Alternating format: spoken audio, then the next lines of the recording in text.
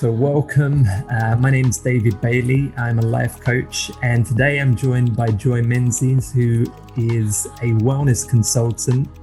She's lived and worked in Thailand since 1991, was the managing director of Chiva-Som, which is one of the world's leading wellbeing spas, and is also the founder of DSM Wellness. Thank you for joining us, Joy. Pleasure, David. Thanks for the invite to be on here. Yeah, it's great to speak to you. And you and I we've worked together for a couple of years. And just reading your profile, there was a lot of stuff on there that I personally didn't know about you. So it'd be interesting to first understand what exactly is a wellness consultant. Actually, it does have several meanings, and I think I seem to cross both of them. So a wellness consultant can be somebody who works with an individual and helps them on their health and wellness journey, or helps to improve their health. Or it can be somebody who works more at a corporate level and understands the structure of how to develop, let's say, a destination spa or a health resort or a wellness clinic. So I do both of those things in my work. Okay. And I saw that reading your profile, you moved to Thailand in 1991, and I'm sure it was a very different place then to what it is today. How did you end up in Thailand? Well, I was, I finished my degree in the UK, and I worked in the UK for a few years, but I felt like there was something more adventurous to do and to experience. So I took a year traveling, and the first place I came to was Thailand, and totally fell in love with it. I did go on to stay in Australia and Hong Kong and a few other places, but Thailand just had a certain energy that I loved, and it was felt a bit raw at that time, so it had more a sense of adventure for me, not so similar to the UK as maybe Australia was, and Hong Kong at that time was quite had that British sense to it. So yeah, Thailand was the one that really attracted me, and it's been very good to me for my time here. And what was it like back in the 90s? It was a lot harder to be in Thailand than it is now. It's one of Bangkok particularly, I think it's one of the cities that has got better and better over time. There was very little public transport. It was traffic jams all day and all night. And, when I first got there, we weren't really using mobile phones. And it was actually, for the expat community, quite a male skew. So as a kind of young female coming out to Thailand, I was a little bit without peers. So I was setting the pace, but I got very lucky, and I met some fantastic people that set me on my careers here. So it sounds like there was a lot more, challenge because of the infrastructure not being what it is today. What was it was that what attracted you to the place? Well, it was because I felt like I could bring ideas here. So it was not as developed. So you could come up with an idea that maybe was a common thing in a Western country and be able to apply it. So it had a lot of opportunity, and I think that's what attracted me to it. Mm-hmm. Yeah, I still feel like that today, and I'm sure perhaps less so than back then, but compared to living in England, where things are very structured and formalized, and there is a lot of paperwork and red tape to kind of get any idea off the ground feel like that's one of the things that I like about living here, that there is somewhat more freedom to just create an idea and see how it goes without having to like wait 3 years for planning permission.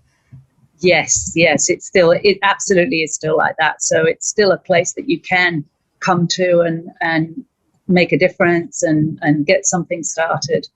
Absolutely, it still has that sense about it. Yeah. And how did you get involved in the wellbeing industry? Because I know that wasn't initially what you were doing when you came here. Yeah. So when I first came, I was in restaurants and working in bars. I opened a pub and a wine bar, and it was amazing. So I met lots and lots of different people, and I had a great time, and they were very successful. But it's not a career for life.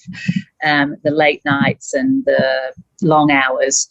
So in my 30s, I realized, okay, I need to think about doing something else. And the spa industry was just coming up. And I felt like that was something I'd really enjoy. So I went and studied to be a therapist, more so that I could know what people did in the industry rather than being a day-to-day therapist myself.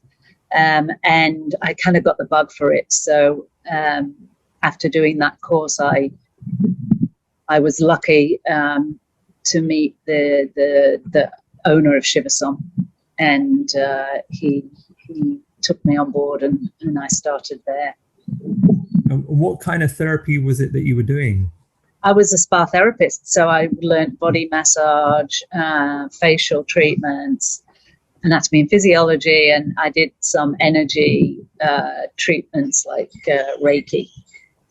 Mm-hmm. But I never actually practiced those. But I think it was helpful for me to kind of taking into more of a management role, that I knew what was taking place, or, how that worked. Yeah.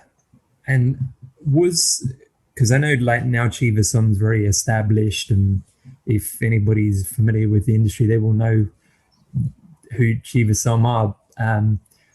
Back then, was it the established place that it is today, or I also know that the industry as it existed, I'm sure, has changed a lot. So what was things like when you first started working there? Yeah, I think it was very niche at that time. People were not used to taking those kind of, immersion holidays where they were just taking care of themselves and going on a program. It had started in, mostly for Thais, and it wasn't terribly successful for that because they were not used to locking themselves away for a few weeks. And Hua Hin has always been the place that Thais come to eat a lot of seafood and, enjoy the beach. So it had become successful with Europeans. They were coming, but I think the times that I was there, it grew substantially and became this, this world-class destination spa health resort. And I think a lot of the success came from really being honest about what the experience was going to be. This was not coming to a luxury hotel and, spending your days kind of lazing on the beach and drinking pina coladas. It was very much about, do you want to achieve a goal? Do you really want to improve your health and wellness? This is a place to come for that. So it became very, very successful around the world. And who at that time were like the main clientele? I know you said they're mainly from Europe, but what type of people were coming there? And was there a demand for that kind of experience, or was it something you had to like educate people around? I think there was a lot of education for the people that were selling the product, selling Chiva-Som. So I spent a lot of time traveling around the world to educate agents on what this was all about. The clientele were very it was high end. It still is. It's an expensive place to go to, and it was helped a lot by, there was a lot of celebrities that visited. You cannot access it unless you're booked in for a program, which would be at least 3 days. So it was a safe place for a lot of UK celebrities, European celebrities, kings and queens actually as well. Mm-hmm. So they felt protected, and they were welcomed as them, not as the superstars they were. So, you know, everyone's got something they're addressing, and you know, we would just get down to what that person needed. You know, if they had mental health issues or physical issues, and we would just get on and deal with those for them. What were the main reasons that people came to a place like that, other than perhaps the privacy of the location and the way that you interacted with them? Yeah, well, I think it was early days for self-care, actually. I think self-care has become a much bigger thing since then, but it was for people that they had a luxury retreat. This was very much 5-star, things were taken care of for you. But a lot of it was very physical at that time. It was people that would want to lose weight, either for work or just to help them feel better, and detox. These two things, weight loss and detoxification, were the key things that people came for. But what would happen to them, and you know, you can't achieve weight loss in 3 days. Actually, these were programs of 10 or 14 nights. Lots of other things would start to feel good for them, including their mental health. So they shed pounds, but also they felt lighter, they felt more vital, they would feel less stress. So the outcome was more than what they expected, which is why it became you know, a place that people really recommended and very successful. But in those days, it was much more about the reason they were coming was more physical, kind of detox, weight loss. Yeah, and it's still, I mean, I know in Thailand it's still a big part of the industry. It is. And like my background's more from the mental well-being side of things, and I've seen that become more popular. It's still, I'd say, relatively in its infancy, at least in terms of spas and well-being retreats. But do you remember when that started to become more of an acceptable thing, and the kind of treatments and such that were being offered to address overt like mental health issues or overt like personal development? Yeah, I think the main shift has really been more recent, actually, in terms of people feeling comfortable talking about mental health. Has really, to me, been the last 5 or 6 years, that's become it's okay. You know, we all suffer from anxiety. Yeah. You know, when we used to talk about stress, people didn't really want to know about the mental side of it. They just wanted to, you know, disappear and try to have a gentle life for a couple of weeks and then come back to it. They weren't really addressing the root cause of stress. But I think in terms of what Chiva-Som were doing, because they were quite ahead of their field, it would come up. And what we found was that because we were working on them on a physical level, you know, the weight loss, the detox, they were eating much better. They were eating very clean food and exercising, and it would give them a good platform to move on from. And once we got them to this kind of homeostasis in this good place, then we had some practitioners there that could step in and work with them more on a energetic or mental level. So I think that became, for the 10 years that I was there, probably in the last half of that became a very important part of how people could take what they were doing and have it work for them more long term. Because if we just work on the physical for 4 weeks, then you're great for a week when you go back home. But if we haven't dealt with the underlying causes of why the weight was on, or the stress was there, then it's not so long term. You end up going back to the same habits. So actually, it became a very important part of what we were doing there, and I think people have recognised that much more in the world, or starting to. It's great to see that it is becoming more normalised and acceptable for people to ask for help, because I felt, because I worked in Samui in some wellness retreats there, and sometimes it was I felt like it was like that people would like being sold like you could kind of pamper your problems away,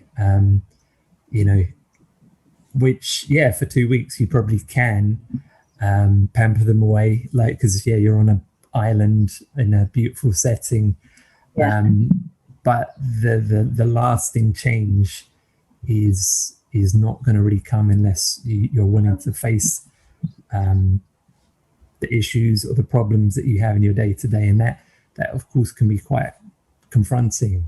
And I think it's good that is becoming a little bit more normalized and acceptable for people to recognize this is just normal human development, and life is not as easy as it used to be, actually, with so many requirements on us, and the social media that asks for perfection. There's a lot of additional stresses, I think, that people have in these moments, and as you say, the pandemic on top of all that. So but it's not like taking a pill. We can't take a pill to resolve a lot of these things, but there are great people and practitioners like yourself that are here really working at the core of somebody to help them to be more vital, happy, blissful, on target, whatever it is that you want to be. And I think it's a very important part of wellness right now, much more than this. It's great to see it kind of grown out of the just the fitness craze and just the spa craze into something that's really making a difference for people. Yeah. And in 2001 you started your own company. What was the impetus for that? So I think one of the things that I've always been keen on is, and one of the reasons why I work more in corporate, or have done, is I think that wellness should be approachable for everybody, that everybody should have access as much as possible to it. So Chiva-Som is a fantastic property and a place to go to if you can afford it. And I wanted to democratize it a little bit. Unable to do that myself because I don't have the financial background, but able to work with developers and owners that would be able to set up health resorts that can reach more people. So the first part was, how do we make the world happier and healthier? Then let's get more of these health resorts and these places where people can really make a difference out there, and at the same time try to lower the price point so it's not so elitist. Okay. Yeah. So that was the impetus behind that. I knew how to run the business. I knew how it worked. I knew what worked for people, for clients. And so, I started that business with a couple of colleagues. What were some of the, because I'm sure you've opened many retreats, but what I guess was some of the highlights or your personal projects that you consider like that was what exactly was what I wanted to do when I set out to do that? Are there any places that stand out or projects that you felt that you achieved what you kind of your vision?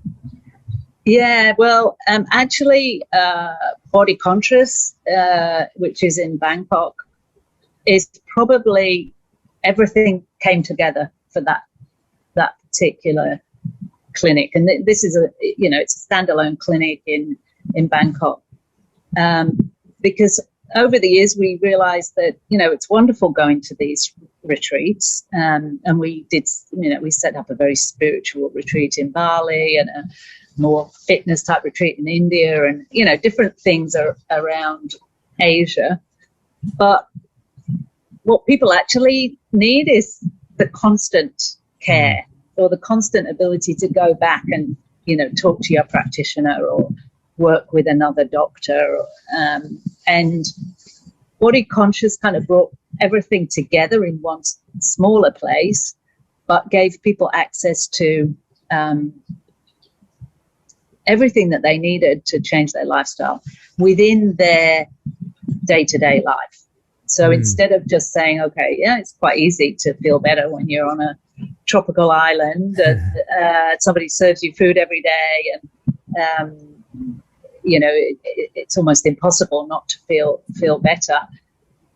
But doing that in your day-to-day life is very empowering, and I think that's the culmination of the 15 years that I've been doing this work as a consultant. Yeah, that was one of the things that I liked when I joined BodyConscious, the idea that it was more practical, that because I have worked in some of the island retreats, and I think it can be really good and helpful for people. Sometimes they need the space just to have perspective on what perhaps needs to change, or an extreme period of changing their diet. But it can also sometimes be running away from your real life, and whereas something such as BodyConscious, it's like you need the help when you have the kids screaming, or you've got the deadline at work, or the day-to-day issues come up and you get triggered. That's when you need the support. And it's also where you can actually test the work more effectively, because as you said, it's pretty hard to be stressed out on a island retreat somewhere, and of course you're going to feel better, but that means it's going to be harder to test, well, is this treatment actually working? Is my day-to-day experience getting better? Is my health improving? Is my ability to deal with my mother-in-law, or the deadlines at work, is that actually moving in the right direction or not? It's very hard to do that if you're just on an island with no responsibility, whereas when you're actually in your real life, it's a more effective way to test, is this working in a real setting, and get help and support where you probably need it the most. Absolutely. And we take the approach at BodyConscious that we walk in the path together. So as the client, you'd be coming to improve your health, and we can only do that when we go together. But it is a walk together, and I think we've encapsulated it very nicely there to say you've got the support when you need it. It isn't just a 2-week be healthy for 2 weeks and then do what you want. Well, not do what you want, but then just live in a maybe less than healthy lifestyle for 50 weeks of the year. That's not really what it's meant to be. It's not what I mean. It's not what I mean. Yeah. It's like binge, instead of binge drinking, it's binge fitness. Like you just binge on it for 2 weeks, and then other 50 weeks you can just do what the hell you want. It's not really sustainable. No, and we did have clients like that. That's how they would use it, but it's not the best way to do it. Yeah, I've met some. What direction do you see the wellness industry going into, like, in the future? I think there's two parts to it, actually. I think there's one level of people understanding that there's, the spiritual aspect of life is very important, that mental health, emotional stability is very important. But I think there's another angle that's happening as well, which is kind of what we would call cutting edge wellness, more like biohacking. So this is for people that want the fastest results in the shortest possible time. So I think there's two sides happening, and they're not mutually exclusive, actually. But I think there's one level of, I'm prepared to work on my emotional body and help that. But on a physical level, I think there's a lot of things that are coming up that, give you a 2-hour workout in 20 minutes, or precision nutrition, which gives you the exact nutritional profile that you need very quickly. So I think there's, two elements happening. Give it to me quick, which is what we've had in the more allopathic medicine. And I'm going to take time, I'm going to do meditation, I'm going to deal with whatever is making me react in terms of, stress levels and things like that. So, I think both of those things are going to start to become quite prominent. But I see, I don't know if I see this, but it's something that I want to see more, is the more natural approach. So even, precision nutrition can be done in a natural way. What I would love people to be getting away from is chemicals and things that don't really support the body in the long term. So more natural approaches. And I do think that people are starting to understand that nutrition is the core, and what you eat is really what makes you. So dietary changes and, I think these things are becoming more important. Yeah. People are recognizing that they're critical. Yeah. And do you have any examples of, like, the kind of biohacks that you're thinking of? Biohacking, we have something in BodyConscious, which is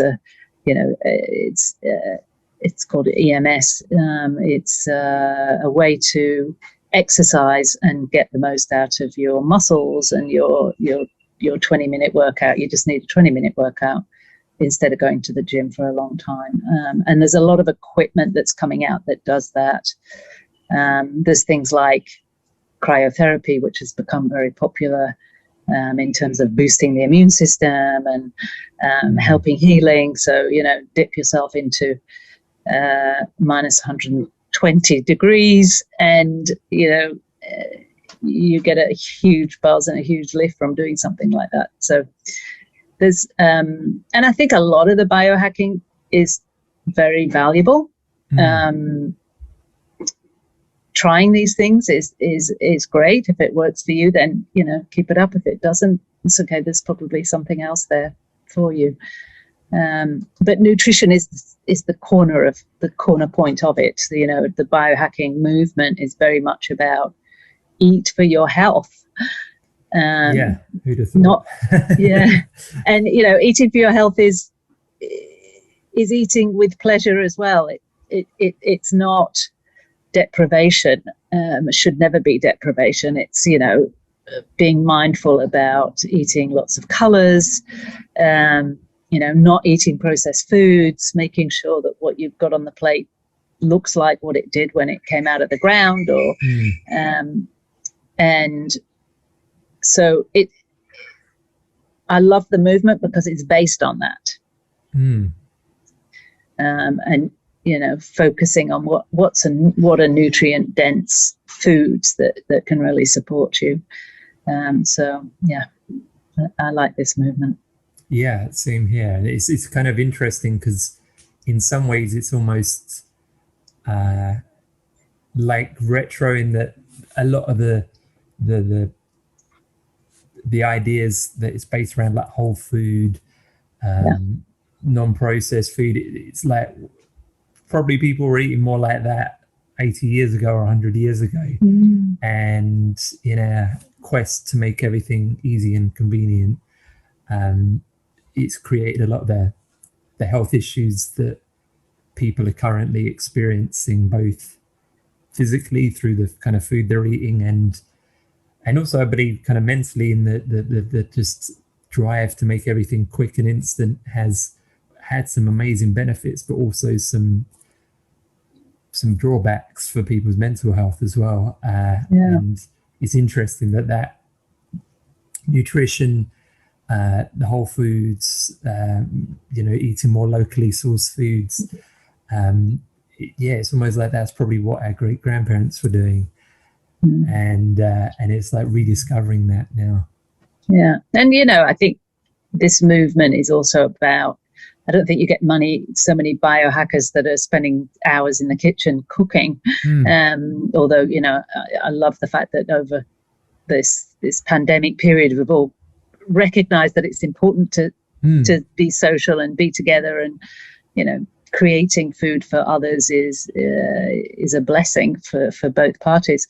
But in our day-to-day lives, we don't always have that opportunity. And what you're seeing on the streets now is much healthier, quick drop-in, run and grab foods. That they're much more available, and that really supports everybody, and I think is a very important change that we're seeing. So you don't have to go to the 7-Eleven or the Kentucky Fried Chicken. You can go to a more healthful place and grab something quickly.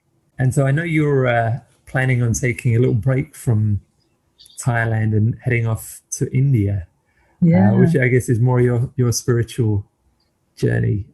Could you share a little bit about what you're up to for the next 8 months? Yeah, sure. I mean, this is, in some ways, the pandemic has been a blessing for me, because I was very much in the corporate world and pushing and, working long hours. And over this period of time, I've been able to, stay in one place and reflect a little bit more. And I'm kind of going back to maybe that journey I started when I trained to be a therapist, just connecting a little bit more to my own spirituality, and tapping into maybe different dimensions. So I'm going on an 8-month spiritual and volunteer program at the Isha Foundation in Tamil Nadu. And it's 7 days a week. You wake up at 4:30, sleep with 30 other people, I believe, on the floor, not sure, and do a lot of personal practice. And I think coming out of that, in 8 months' time, I'll be doing something more on a humanitarian level, or working in a slightly different way, with different things. So I'm really looking forward to it. No phones, no computers. Okay. A very different life for the next 8 months. What is the Isha Foundation? I'm not familiar with them. It's run by a gentleman called Sadhguru, whose intention is to make the world, I think it's similar, more blissful, but happier and healthier. So he takes in 1,000 students every year. Most of them are young people. It's an ashram, and he gives them a different sense of what's important in life. And once they then go back out into the world and start their careers, they're looking at it in a different way to just the economic model. It's not just about, how to make more money, more material things. They will go out into the world with a different sense of what's important for people, more mindful, more appreciative of other qualities than just the economic model. Okay. Yeah, but there is a community portion to the program. Absolutely, and they share a lot of programs and practices online.